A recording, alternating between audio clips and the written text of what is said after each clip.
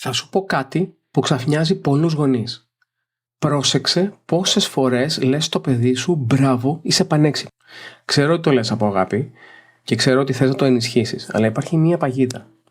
Όταν ένα παιδί ακούει συνεχώς ότι είναι έξυπνο, αρχίζει να φοβάται το λάθος. Γιατί το λάθος απειλεί αυτή την ταυτότητα. Μεγαλώσαμε με την πεποίθηση ότι οι έξυπνοι άνθρωποι δεν κάνουν ποτέ λάθη. Αν αποτύχει, τότε ίσως δεν είναι τόσο έξυπνο όσο νόμιζε και ξαφνικά αρχίζει να αποφεύγει τις δυσκολίες. Αποφεύγει τις προκλήσεις. Αποφεύγει οτιδήποτε μπορεί να το εκθέσει. Η Κάρολ Ντβεκ, Αμερικανίδα ψυχολόγος από το Στάνφορντ, το απέδειξε εδώ και χρόνια. Τα παιδιά που επενούνται για την προσπάθεια αναπτύσσουν μεγαλύτερη ανθεκτικότητα από τα παιδιά που επενούνται για την ευφυΐα τους.